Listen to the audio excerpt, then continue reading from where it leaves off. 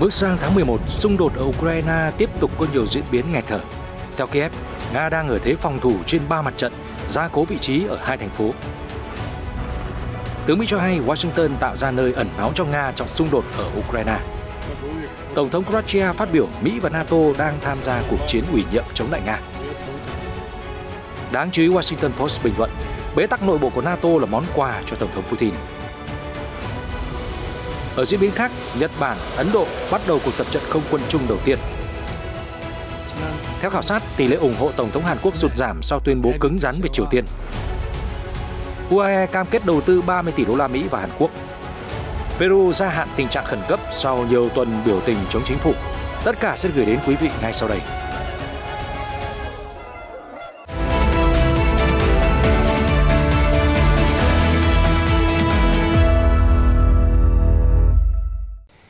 Chào mừng quý vị đến với chương trình Quốc tế sáng. Thưa quý vị, xung đột Nga-Ukraine tiếp tục phủ sóng truyền thông quốc tế ngày qua. Báo Pravda của Nga trích thông báo của Bộ Tổng tham mưu của lực lượng vũ trang Ukraine ngày 15 tháng 1 cho biết Nga hiện đang ở thế phòng thủ trên 3 mặt trận lớn là Novopavlivka, Zaporizhia và Kherson.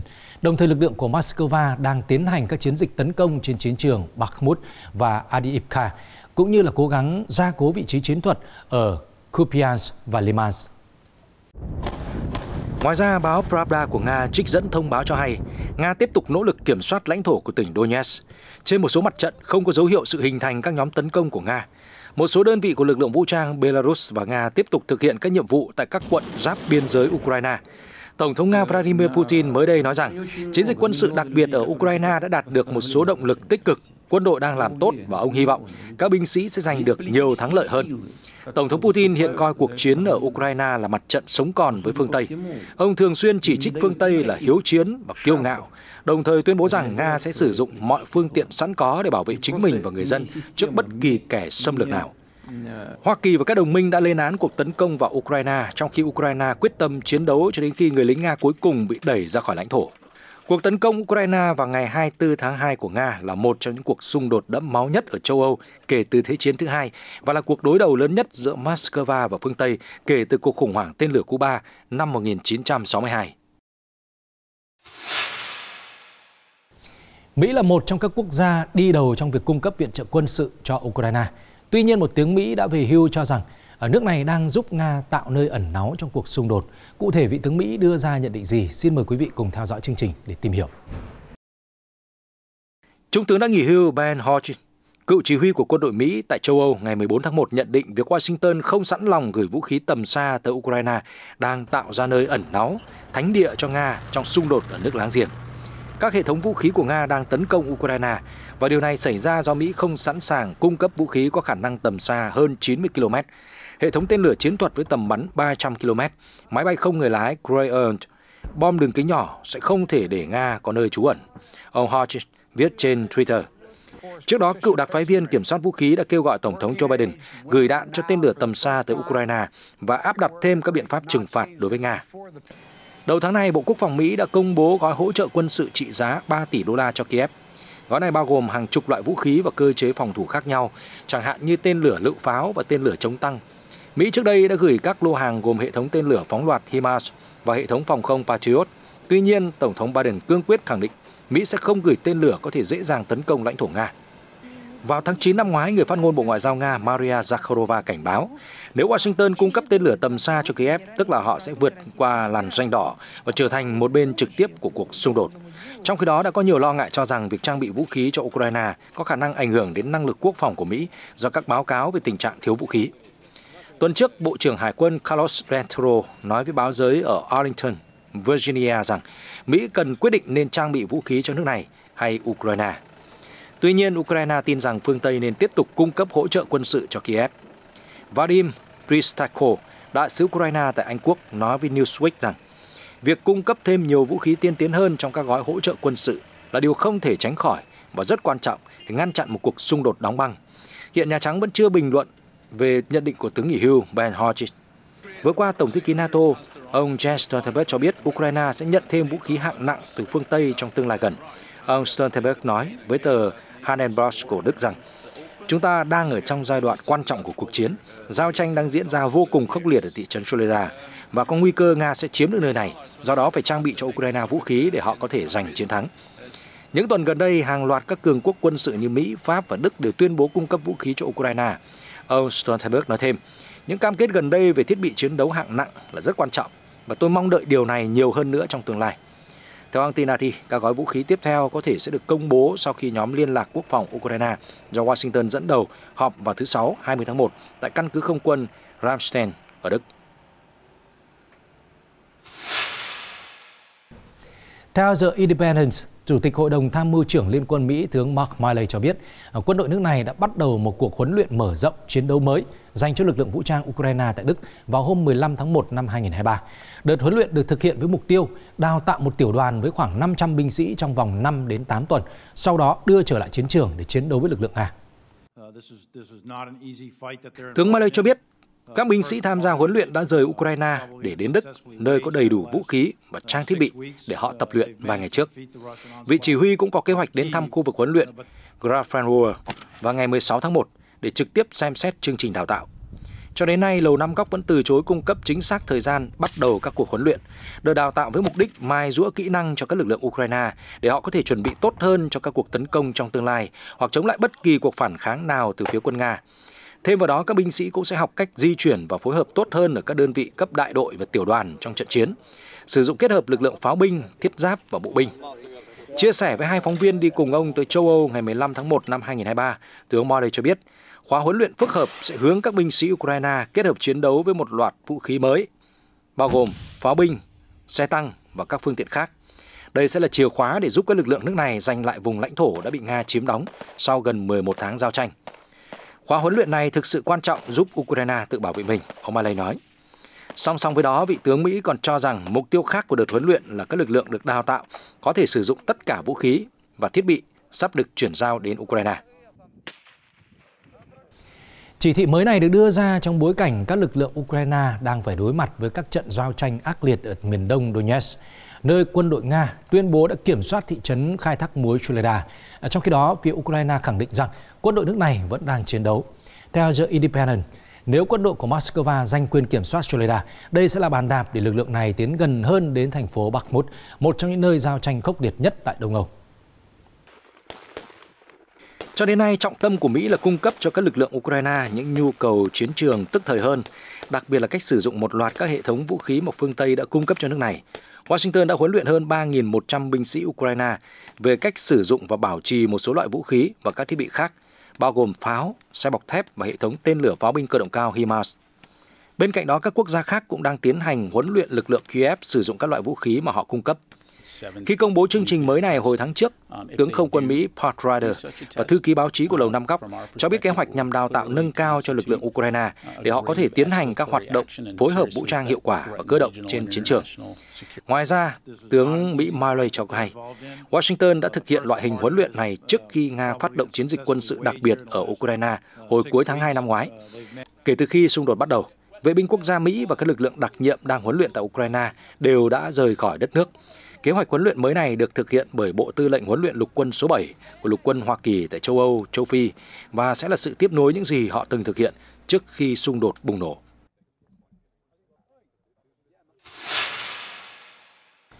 Tiếp tục nói về xung đột ở Đông Âu, hãng thông tấn TASS ngày 16 tháng 1 dẫn lời Tổng thống Croatia tuyên bố Mỹ và NATO đang tham gia vào cuộc chiến ủy nhiệm chống lại Nga ở Ukraine. Quốc gia này trước đó cũng đã phản đối việc để EU huấn luyện binh sĩ Ukraine trên lãnh thổ nước này. Tổng thống Zoran Milanovic phát biểu trước báo giới rằng Washington và NATO đang tiến hành một cuộc chiến ủy nhiệm chống lại Nga với sự trợ giúp của Ukraine. Theo nhà lãnh đạo, việc đưa ra các biện pháp trừng phạt chống lại Moscow là vô nghĩa. Trước đó, Quốc hội Croatia đã không ủng hộ đề xuất của chính phủ về việc để quân đội Ukraine được huấn luyện tại nước này. Tổng thống Milanovic cũng từng lên tiếng phản đối việc huấn luyện binh sĩ Ukraine trên lãnh thổ Croatia. Theo ông, việc diễn ra các khóa huấn luyện trên EU đã gây ra những hậu quả nguy hiểm. Liên minh châu Âu đang triển khai sứ mệnh huấn luyện quân sự lớn nhất từ trước đến nay ở một quốc gia thành viên nhằm đào tạo kỹ năng chiến đấu cho hàng ngàn binh sĩ Ukraine. Việc tham gia sứ mệnh đã gây chia rẽ các chính trị gia ở Croatia, quốc gia thành viên EU và NATO.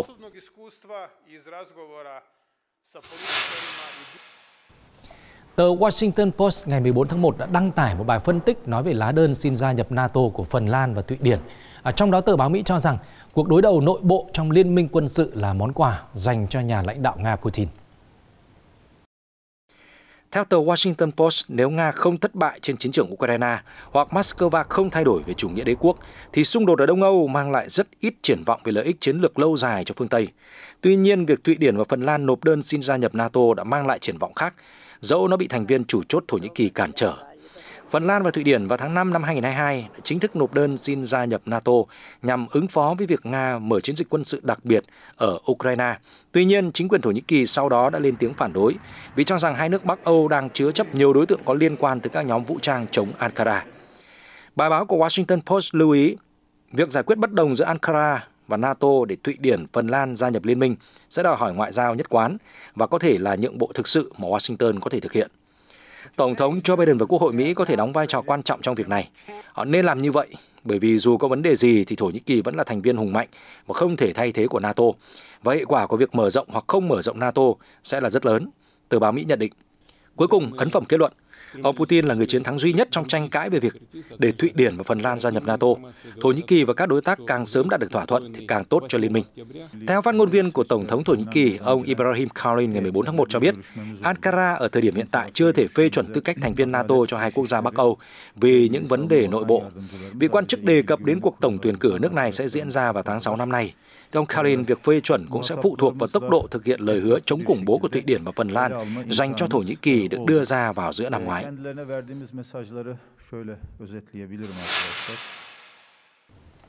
Cũng nói về những trắc trở trong quan hệ giữa Thổ Nhĩ Kỳ và các quốc gia Bắc Âu, hãng tin Sputnik ngày 15 tháng 1 dẫn lời Tổng thống Thổ Nhĩ Kỳ Recep Tayyip Erdogan cho biết là quan hệ giữa nước này với Thụy Điển có thể trở nên tồi tệ hơn nếu quốc gia Scandinavia không có hành động chống lại Đảng Công nhân Người Quốc PKK, vốn bị Ankara coi là tổ chức cực đoan. Đầu tuần trước, những người ủng hộ PKK đã tổ chức một cuộc biểu tình ở Stockholm phản đối Tổng thống Erdogan. Bộ Ngoại giao Thổ Nhĩ Kỳ đã triệu tập đại sứ Thụy Điển tại Ankara để phản đối cuộc biểu tình của PKK. Ngoài ra, Văn phòng Tổng công tố Thổ Nhĩ Kỳ đã mở một vụ án hình sự về vấn đề này. Mối quan hệ của chúng tôi với Thụy Điển có thể trở nên căng thẳng hơn nhiều nếu họ không có lập trường chống lại tình trạng này. Tổng thống Erdogan phát biểu tại một cuộc họp ở thành phố Mukla. Tổng thống chỉ ra rằng các cuộc biểu tình của PKK không chỉ được tổ chức ở Thụy Điển, mà còn ở Phần Lan, Đức, Pháp và Vương quốc Anh. Thật không may, các tổ chức khủng bố tiếp tục xuất hiện ở những quốc gia trên. Tất nhiên, Thổ Nhĩ Kỳ sẽ xác định thái độ đối với các nước trên một cách phù hợp, ông Erdogan nói. Cuối năm 2022, Ngoại trưởng Thổ Nhĩ Kỳ Mevlut Cavusoglu thông báo Thụy Điển vẫn chưa dẫn độ những đối tượng mà Ankara cho là có liên hệ với phần tử cực đoan hoặc đóng băng tài sản của các đối tượng này. Vị quan chức đánh giá cao các bước đi của Stockholm, nhưng cho rằng cần làm nhiều hơn nữa. Đáp lại, Ngoại trưởng Thụy Điển Tobias Billström cho biết là Stockholm đã tiến hành những bước đi cụ thể liên quan đến mọi chi tiết trong thỏa thuận ba bên, được ký hồi tháng 6 năm 2022 giữa Thổ Nhĩ Kỳ với Thụy Điển và Phần Lan. Nói về căng thẳng giữa Ukraine và các nước láng giềng phía Bắc, hãng thông tấn TASS ngày 16 tháng 1 dẫn lời một quan chức cấp cao của Belarus tuyên bố những nỗ lực của nước này nhằm thiết lập đối thoại với quan chức quốc phòng của Ukraine đều không mang lại kết quả. Phó thư ký Hội đồng An ninh Belarus Pavel Muravyko tuyên bố đối thoại giữa các quan chức phụ trách biên giới đang được tiến hành, nhưng đáng tiếc là nó không mang lại kết quả tích cực. Chúng tôi cũng đã có các cuộc trao đổi giữa quân đội hai nước, nhưng cũng có kết quả. Theo ông Muravyko, Belarus sẵn sàng ngăn chặn mọi hành động khiêu khích và mọi mối đe dọa khủng bố bất kể chúng đến từ đâu. Trước đó, Chánh Văn phòng Ủy ban Biên giới Nhà nước Belarus Anatoly Lapo cho biết sự hiện diện của những người có vũ trang không rõ danh tính, không phù hiệu ở khu vực biên giới Ukraine giáp với Belarus đặt ra các mối đe dọa. Tổng thống Belarus Alexander Lukashenko trước đó cho biết Ukraine đã điều động 15.000 quân tới biên giới với Belarus. Mặt khác, bắt đầu từ ngày 16 tháng 1, Nga và Belarus sẽ thực hiện cuộc tập trận không quân chiến thuật chung. Trong bối cảnh có nhiều lo ngại cho rằng Moscow muốn kéo đồng minh Minsk vào cuộc xung đột ở Ukraine. Cuộc tập trận hoàn toàn mang tính chất phòng thủ, ông Pavel Muravyko, Phó thư ký Hội đồng An ninh Belarus khẳng định trong một bài đăng trên tài khoản Telegram của Bộ Quốc phòng nước này. Vị quan chức cho biết thêm, cuộc tập trận chung sẽ kéo dài đến ngày 1 tháng 2, tập trung vào các nhiệm vụ huấn luyện trinh sát trên không và cách thức ngăn chặn một cuộc tấn công tiềm ẩn. Theo Reuters, việc Nga liên tục tăng cường lực lượng và hoạt động quân sự ở Belarus trong thời gian gần đây đã khiến Kiev và phương Tây lo ngại Moscow sẽ thực hiện một cuộc đổ bộ mới vào Ukraine từ lãnh thổ Belarus. Điện Kremlin đã phủ nhận cáo buộc đang gây áp lực ép Tổng thống Belarus Alexander Lukashenko phải tham gia vào cuộc xung đột ở Ukraine, trong khi chính quyền Minsk khẳng định sẽ không tham chiến. Hãng tin Sputnik dẫn lời phát ngôn viên Bộ Ngoại giao Moldova Daniel Vora ngày 15 tháng 1 cho biết nước này sẽ không tham gia các biện pháp trừng phạt của Liên minh châu Âu đối với Nga và Belarus, nguyên nhân do lo ngại bị cắt nguồn cung cấp khí đốt. Cụ thể, phát biểu trong cuộc phỏng vấn với đài Radio Free Europe, ông Vado nói rằng Moldova quyết định không tham gia các biện pháp trừng phạt chống lại Nga và Belarus vì những rủi ro trong việc ngừng cung cấp khí đốt từ Nga sẽ dẫn đến những hậu quả khôn lường, có thể tác động tiêu cực đến nền kinh tế nói chung. Bên cạnh đó, nhà ngoại giao Moldova nói thêm rằng Chisinau hiểu rõ các quyết định trừng phạt của EU đối với Nga vì liên quan đến chiến dịch quân sự đặc biệt của nước này ở Ukraine. Thêm vào đó, Moldova cũng tuân thủ 60-80% các tuyên bố và biện pháp hạn chế trong chính sách an ninh và đối ngoại chung của EU.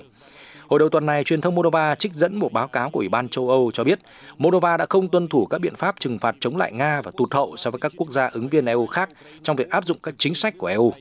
Trước đó vào ngày 23 tháng 6 năm 2022, Ủy ban châu Âu đã khuyến nghị cấp tư cách ứng cử viên EU cho Ukraine và Moldova.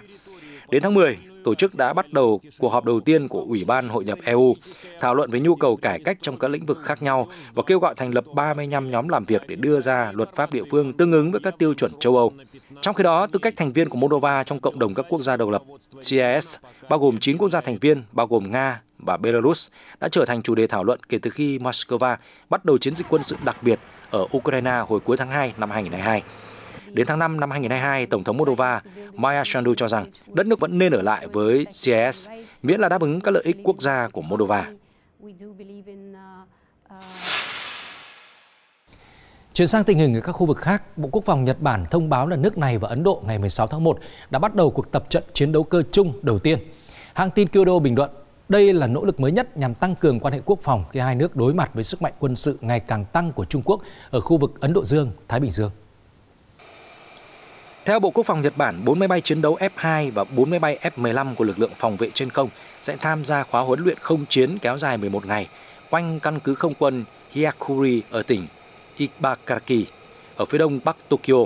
Trong khi đó, Bộ Quốc phòng Ấn Độ thông báo 4 máy bay chiến đấu Su-30 MKI, 2 máy bay vận tải C-17 và 1 máy bay tiếp nhiên liệu trên không IL-78 sẽ tham gia cuộc tập trận. Cuộc diễn tập đã bị hoãn lại do đại dịch Covid-19 sau khi hoạt động được các quan chức hai nước thống nhất trong cuộc họp 2+2 ở New Delhi vào năm 2019. Bộ Ngoại giao Nhật Bản cho biết Ấn Độ là quốc gia thứ 5 mà Nhật Bản tổ chức một cuộc tập trận song phương như vậy, sau Hoa Kỳ, Úc, Anh và Đức. Được biết, Nhật Bản và Ấn Độ là một phần của khuôn khổ an ninh 4 bên, được gọi là Quad, cũng có sự tham gia của Hoa Kỳ và Úc. Nhóm này được coi là một đối trọng với Trung Quốc khi Bắc Kinh tìm cách tăng cường sức mạnh quân sự và kinh tế trong khu vực. Mối quan hệ Trung Nhật đã trở nên căng thẳng vì các vấn đề như yêu sách của Trung Quốc đối với một nhóm đảo nhỏ do Nhật Bản kiểm soát ở biển Hoa Đông. Các tàu bảo vệ bờ biển Trung Quốc đã nhiều lần đi vào vùng biển của Nhật Bản xung quanh quần đảo Senkaku mà Trung Quốc gọi là Điếu Ngư. Trong khi đó, quan hệ của Ấn Độ với Trung Quốc vẫn căng thẳng, đặc biệt là kể từ cuộc đụng độ vũ trang vào tháng 6 năm 2020 tại khu vực biên giới trên dãy Himalaya. Đây là cuộc đụng độ chết người đầu tiên giữa quân đội hai nước kể từ năm 1975. Tháng trước, một cuộc đụng độ khác ở biên giới giữa hai nước láng giềng đã dẫn đến thương tích cho cả hai bên, theo truyền thông địa phương Ấn Độ. Cũng liên quan đến Nhật Bản, đài NHK ngày 16 tháng 1 đưa tin các quan chức cấp cao của Bộ Ngoại giao Nhật Bản và Hàn Quốc đã trao đổi ý kiến về vấn đề lao động thời chiến. Funakoshi Takehiro, vụ trưởng vụ các vấn đề châu Á và châu Đại Dương thuộc Bộ Ngoại giao Nhật Bản và người đồng cấp Hàn Quốc Cha Min-jung đã có cuộc hội đàm trong khoảng 90 phút tại Tokyo vào ngày 16 tháng 1. Các quan chức được cho là đã thảo luận về đề xuất của Seoul nhằm giải quyết những lo ngại liên quan đến vấn đề lao động thời chiến. Kế hoạch kêu gọi thành lập một quỹ Hàn Quốc thay mặt cho các công ty Nhật Bản bồi thường cho các nguyên đơn vụ kiện lao động thời chiến. Tuy nhiên, kế hoạch đã vấp phải sự phản đối của các nguyên đơn khi họ muốn phía Nhật Bản chi trả tiền bồi thường và xin lỗi. Quan hệ giữa hai quốc gia Đông Bắc Á từng có lúc rơi xuống mức kỷ lục dưới thời cựu Tổng thống Hàn Quốc Moon Jae-in. Đặc biệt sau khi một tòa án cấp cao của Hàn Quốc ra các phán quyết vào cuối năm 2018 yêu cầu công ty Nhật Bản bồi thường thiệt hại cho các nguyên đơn Hàn Quốc trong vụ kiện. Tuy nhiên, các công ty Nhật Bản từ chối thực hiện. Trong khi đó, chính phủ Nhật Bản đã khẳng định rằng mọi quyền đối với yêu sách đã được giải quyết hoàn toàn vào năm 1965 khi Nhật Bản và Hàn Quốc bình thường hóa quan hệ. Đáng chú ý, một cuộc thăm dò gần đây cho thấy là lần đầu tiên sau 5 tuần, tỷ lệ ủng hộ của Tổng thống Yoon Suk Yeol giảm xuống dưới 40% sau những tuyên bố cứng rắn của ông đối với Triều Tiên. Thông tin được đăng tải trên hãng tin Yonhap vào ngày 16 tháng 1. Trong cuộc thăm dò, có 39,3% người được hỏi đánh giá tích cực về năng lực của Tổng thống Yoon, giảm 1,6 điểm phần trăm so với 2 tuần trước. Còn tỷ lệ không tán thành của ông là 58,4%, tăng 2,5 điểm phần trăm so với cuộc thăm dò trước đó. Điều này đánh dấu lần đầu tiên sau 5 tuần tỷ lệ ủng hộ của ông Yoon đã giảm xuống dưới mốc 40%. Hãng tin Yonhap dẫn lời học giả Bae Cheon-ho cho rằng sự thay đổi là do tuyên bố cứng rắn của Tổng thống Hàn Quốc đối với Triều Tiên cũng như mâu thuẫn giữa ông với một nhà chính trị. Cuộc thăm dò được thực hiện trong tuần trước với 2.508 người tham gia. Trước đó, Tổng thống Hàn Quốc ngày 12 tháng 1 đã tuyên bố Seoul có thể sẽ trang bị vũ khí hạt nhân chiến thuật nếu căng thẳng với Bình Nhưỡng tiếp tục gia tăng. Nhà lãnh đạo khẳng định với khoa học và công nghệ hiện tại của chúng ta, Hàn Quốc sẽ không mất nhiều thời gian để sở hữu vũ khí hạt nhân.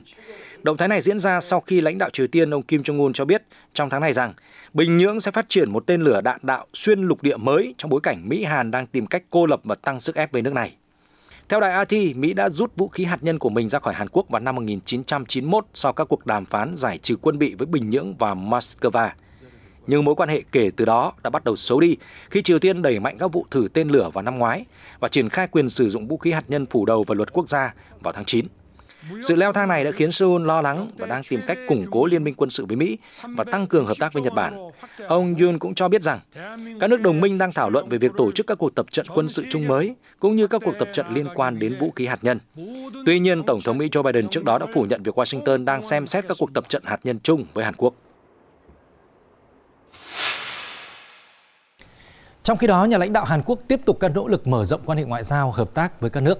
Tổng thống Yoon suk yeol ngày 15 tháng 1 đã gặp người đồng cấp các tiểu vương quốc Ả Rập Thống Nhất UAE trong chuyến công du 4 ngày tới quốc gia Trung Đông. Đáng chú ý là ông đã mang về cho Hàn Quốc một cam kết đầu tư hấp dẫn. Theo Reuters dẫn lời nhà lãnh đạo UAE, nước này đã quyết định đầu tư 30 tỷ đô la Mỹ vào các ngành công nghiệp của Hàn Quốc. Thông tin chi tiết về kế hoạch đầu tư chưa được tiết lộ, nhưng theo thư ký báo chí của Tổng thống Hàn Quốc Kim Yoon-hee, khoản đầu tư này sẽ hướng vào các ngành năng lượng hạt nhân, quốc phòng, hydro và năng lượng mặt trời cùng những ngành khác. Tại cuộc gặp song phương, hai nước cũng đã ký 13 biên bản ghi nhớ, trong đó có thỏa thuận giữa Ngân hàng Phát triển Hàn Quốc do nhà nước điều hành và quỹ Mubadala của nhà nước Abu Dhabi nhằm hợp tác đầu tư vào các công ty Hàn Quốc. Trước đó vào ngày 14 tháng 1, hãng tin Yonhap dẫn lời một quan chức giấu tên của Tổng thống cũng nói rằng một thỏa thuận vũ khí giữa hai nước đã được lên kế hoạch. Theo đài NHK, ngày 16 tháng 1, Peru đã gia hạn tình trạng khẩn cấp thêm 30 ngày tại thủ đô Lima và các khu vực khác. Động thái diễn ra sau nhiều tuần biểu tình chống chính phủ đã khiến cho 49 người thiệt mạng. Các biện pháp có hiệu lực từ ngày 15 tháng 1, trước đó chính phủ Peru lần đầu tiên tuyên bố tình trạng khẩn cấp kéo dài 30 ngày vào giữa tháng 12. Quốc gia Nam Mỹ đang trải qua cuộc khủng hoảng chính trị xã hội nghiêm trọng sau khi cựu Tổng thống Pedro Castillo hồi tháng trước bất ngờ tuyên bố giải tán quốc hội, thành lập chính phủ khẩn cấp và kêu gọi tổ chức một cuộc bầu cử lập pháp mới. Hành động của ông được coi là động thái đảo chính, ông bị phế truất và bị cảnh sát bắt giữ. Trong nỗ lực xoa dịu tình trạng bất ổn, Tổng thống Dina Boluarte đã đề xuất tổ chức các cuộc bầu cử tổng thống và tổng tuyển cử vào tháng 4 năm 2024 thay vì năm 2026 như dự định. Tuy nhiên, theo Reuters, hiện vẫn chưa có dấu hiệu tình trạng bất ổn sẽ lắng xuống khi dòng người biểu tình tiếp tục yêu cầu Tổng thống Boluarte từ chức và trả tự do cho cựu Tổng thống.